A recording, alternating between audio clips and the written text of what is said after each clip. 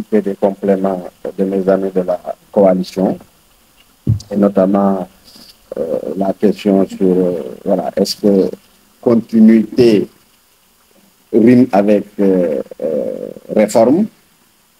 Donc, quand j'arriverai sur cette question, je me permettrai de laisser la parole à qui souhaite compléter ce dispositif. Sur la première question sur la transition université-école. On parle de transition parce que, comme on l'a indiqué dans tous nos discours sur le 2024, nous ne sommes pas ici pour tout casser. Nous sommes ici pour faire de la réforme. Faire de la réforme, ça veut dire prendre quelque chose et l'améliorer. Quand on parle d'école, on veut donner un métier, un savoir-faire, quelque chose de très précis à quelqu'un. Nous allons commencer le plus bas possible. Nous allons faire en sorte qu'il y ait un certain nombre de dispositions qui vont permettre à certains de ne pas vouloir aller jusqu'à l'université et d'aller tout chercher un métier. Pour ça, il faut le former en chemin. Il ne faut pas le former une fois qu'il est à l'université. Nous avons besoin d'ouvriers qualifiés, nous avons besoin de techniciens supérieurs, nous avons besoin d'ingénieurs. Et ça, c'est à chaque étape du cursus qu'on va organiser les formations pour que celui qui va aller travailler rapidement, qui va aller faire de la plomberie, qui va aller faire de l'électricité, jusqu'à un certain niveau, de ne pas forcément aller à l'université. Par contre, on laissera le choix toujours aux gens. S'ils veulent aller faire un diplôme d'ingénieur en électricité, de le faire. Mais nous allons organiser les filières en sorte que ce n'est pas parce que vous avez une formation que vous allez travailler que vous ne pouvez plus revenir dans le système. Donc, le système d'école, c'est quelque chose qui se fait de manière graduelle. Aussi, vous savez, on a le pétrole et le gaz. Il y a des métiers nouveaux qu'il faut faire. Nous voulons développer les chemins de fer. Aujourd'hui, il y a très peu de gens qui savent de quoi on parle quand on parle de chemin de fer. Les chefs de district, les chefs de circonscription, les soudeurs, il faut les former. Donc, pour former les gens, il faut bien créer des écoles. Les écoles permettent rapidement de se faire former et d'aller dans le marché du travail. Donc, il y a la formation professionnelle de manière spéciale. Quand on dit qu'on fait un centre dans chaque département, c'est pour booster certains secteurs. Mais nous allons organiser de manière structurée et organisée les choses pour qu'on sorte de ce tout-venant, c'est-à-dire des milliers de personnes qui sortent de l'université sans être en capacité de savoir qu'est-ce qu'ils peuvent faire comme travail. J'espère avoir répondu à votre question. Bien. Deuxième question. Sur la préoccupation, j'ai noté voilà, les doléances des femmes. C'est pour ça que c'est sur la partie éducation. On ne l'a pas développé ici. Mais quand on parle d'améliorer l'organisation au niveau de l'éducation, c'est qu'il est essentiel d'organiser des cadres de dialogue. Il y a des questions qui devront se traiter de manière sectorielle. C'est-à-dire qu'un État n'a pas vocation à s'occuper du micro-problème. On organise de manière structurée les choses pour que chacun à son niveau traite les bonnes questions et de la bonne manière. Pour ce qui est de l'accès des Sénégalais à l'eau, quand on parle de faire 100 000 forages par an, quand on parle de la création du canal du Sénégal, ce n'est pas uniquement de l'eau pour l'agriculture, mais pour l'élevage. Nous voulons faire en sorte que partout au Sénégal, que l'eau potable puisse être disponible. dans pas mal de contrées, les gens achètent de l'eau. Vous savez, vous pouvez consommer n'importe quelle eau pourvu que vous mettez les filtres qui conviennent, que ce soit pour enlever la partie solide ou les bactéries. Donc, l'objectif, c'est d'apporter l'eau, mais c'est de la rendre potable pour mettre ça à disposition des populations. L'emploi des jeunes.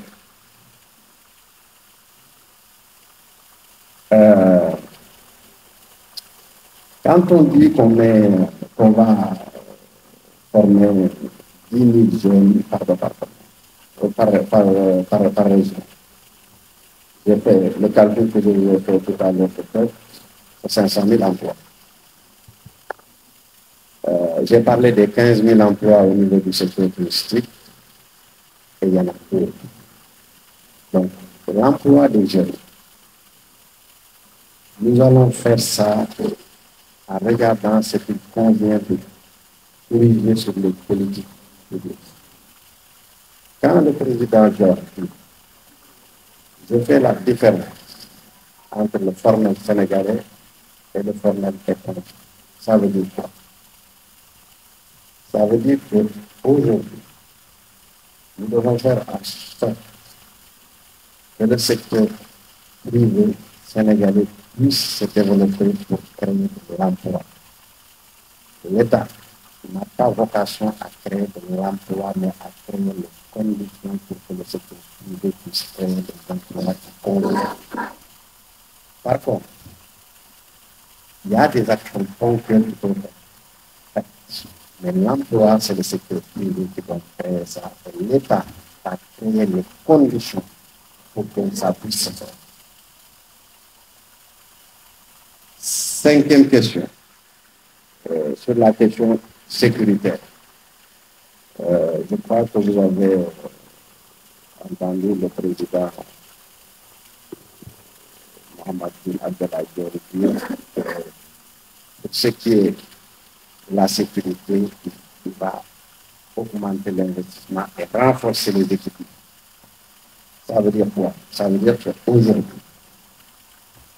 si on est sérieux, on doit admettre que sur la sécurité, beaucoup de choses ont été faites dans notre pays. Mais il faut aussi qu'on se comprenne. Nous espérons que vous parlez de la sécurité intérieure. Je crois que le Sénégal est un pays où il y a quand même de la sécurité. S'il faut améliorer les choses, c'est sur la sécurité de proximité. C'est-à-dire certains quartiers, les gens doivent pouvoir vivre en paix. Pour ça, la formation et l'emploi. Les gens ne font pas souvent le lien. Mais si les gens ont du travail le lendemain, ils ne font pas cette chose dans le quartier. Donc, tout est lié. Il faut régler le problème de l'emploi au secteur. Il faut faire en sorte que les gens, à certaines heures, pensent qu'ils doivent aller travailler le lendemain et qu'ils aillent chez eux plutôt que de traîner dans la rue et de créer cette petite délinquance. Je ne pense pas qu'il s'agit de grande délinquance pour cette question, ni de sécurité à nos frontières, parce que je pense que ce pays est un pays sûr. Pour ce qui est des perspectives du pétrole, nous, en 2024, nous disons depuis le début que nous allons revoir la structuration du capital des sociétés pétrolières et gazières. Et ça se résume par le fait de devoir des accords. Ça veut dire quoi? Nous voulons avoir plus de corps de richesse. Aussi, quand on parle d'industrialisation, nous voulons que le secteur qui sera associé à l'extraction puisse être un secteur dynamique sénégalais. Nous avons indiqué qu'un certain nombre de fonds souverains, nous allons les mettre en place. Ça, c'est le fruit de ce qu'on compte tirer sur les ressources naturelles. Donc, sur les perspectives pétrolières et gazières, si je devais me résumer, l'objectif de John 2024, c'est de gérer ça en bon père de famille. Car dans la répartition des résultats, c'est dans l'utilisation de ces résultats. Pour ce qui est de l'alphabétisation, comme l'a indiqué l'interlocuteur, c'est une question qui a été souvent apportée. Mais ça demeure une question pendante. Je crois que chacun parmi nous connaît au moins quelques personnes qui ne savent ni lire, ni écrire. Et ça, c'est un handicap. Tout à l'heure, il y a une question de quelqu'un qui parlait de l'accessibilité à l'éducation pour nos parents qui sont éloignés. C'est une erreur de croire qu'il y a de nos parents qui ne savent ni lire ni écrire. Vous avez des jeunes qui ne savent ni lire ni écrire. Pas correctement. Nous devons les aider parce que dans ce monde nouveau, si vous ne savez ni lire ni écrire, vous avez un handicap. L'objectif de ce Sénégal, c'est de pouvoir se mouvoir dans une langue, qu'elle soit locale ou internationale. Si je n'ai pas répondu à cette chose, je vous prie de me remercier et si quelqu'un se rapporte une En fait, moi je voulais juste apporter deux éléments ou trois de précision par rapport aux questions. La première des choses, par rapport aux éléments de langage, pour que vous puissiez traiter la question. La coalition John n'est pas une coalition de continuité. Il l'a dit et répété. On est pour une autre chose. On parle même de rupture. Parce qu'on n'est pas une coalition de projet, on est une coalition de réforme. Ça, c'est un élément que vous devez porter.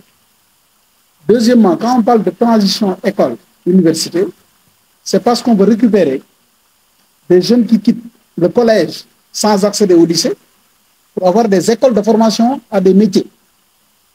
On veut aussi récupérer des élèves qui n'ont pas le bac, qui ne peuvent, bien qu'ils ont le bac, mais qui ne peuvent pas accéder à l'université, dans des écoles de formation. C'est là qu'on parle de grandes écoles.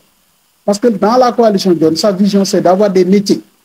Il n'y a pas un problème d'emploi au Sénégal, c'est un problème de métier. Et mon frère Serigne Mboup disait qu'on a un problème de qualification. Donc c'est ça le plus important. Deuxième chose, le problème des jeunes et des femmes, c'est lié. Et Noïne a bien raison de dire qu'on n'est pas dans le sectoriel. L'État gère le global et tout le monde s'y intègre. Quand on parle d'éducation, la femme est dedans. Quand on parle d'emploi, la femme est dedans. Quand on parle de mobilité, de gratuité, la femme est dedans. Donc tout ce qu'on va mettre, c'est pour les jeunes et les femmes, donc pour le Sénégalais au sens large. Et pour venir à la question État, liée à la réforme de la justice, c'est très important parce que ce pays, on parle de réconciliation, c'est par rapport à tout ça, le problème de la justice. Le président Mohamed Boun Abdallah Dionne a décidé, pour amoindrir les pouvoirs du président de la République, de ne plus être président du Conseil supérieur de la magistrature et de retirer son ministre garde des Sceaux dans le bureau du Conseil supérieur de la magistrature. Un. Deuxièmement, revoir la garde à vue. Parce que dans ce pays-là, pour un rien, tu es arrêté. Sur une simple accusation, on voudrait aller vers autre chose que ça. La réforme permettra de consacrer la liberté et que l'arrestation soit l'exception.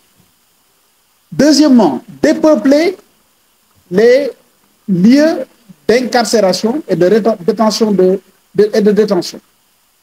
C'est les MAC, maisons d'arrêt et de correction. En construisant de nouvelles, mais aussi en les réformant pour les adapter au contexte de 2024 et plus.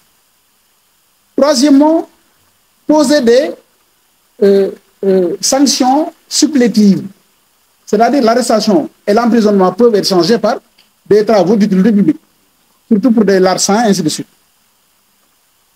Pour finir sur la réforme foncière, vous savez très bien que, je parle sous le contrôle du ministre, ancien ministre du Tourisme. En 2024, on va fêter les 60 ans de la loi sur le domaine national. 1964. Il est temps de faire un point là-dessus. Pour aller voir comment donner aux pouvoirs locaux, les collectivités locales, plus de pouvoir, parce que le président l'a bien su et nous, il l'a expliqué, on est à une fausse décentralisation. On a décentralisé des compétences sans donner des moyens. C'est pourquoi l'État doit soit accepter d'être une décentralisation totale ou bien reprendre ses propres prérogatives et dérouler en tant que tel. Et laisser de petits moyens, de petites compétences aux collectivités locales. Et c'est par là que je vais finir, parce qu'on a pris la décentralisation de 82 en France. Mais à l'époque, la France était déjà bien assise. C'est l'État qui a construit toute la France. Donc l'État doit parfois aussi reprendre ses prérogatives. Les routes, les maires ne peuvent pas. Les ponts, les maires ne peuvent pas. Il a été maire. Comment la mairie de Pire peut construire un viaduc, Pire, ou bien Touba Darou Moussi, on rêve de ça. Mais quelle collectivité peut? Personne, c'est seul l'État qui peut, entre autres. Donc c'est des réformes-là qu'on est en train de réfléchir. Et je pense que, comme il l'a dit le ministre, la meilleure, vous le savez vous-même, le meilleur programme de ce pays-là, pour 2024, 2029, 2029 au-delà, c'est le programme de Thione. Parce qu'on va vers l'emploi. Et c'est l'industrie qui donne l'emploi.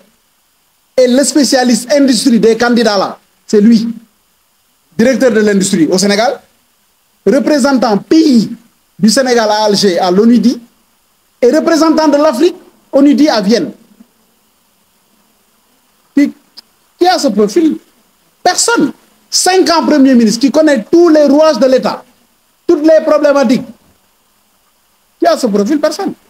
Donc ne jouons pas le jeu. Soyons sérieux, on va vers du sérieux.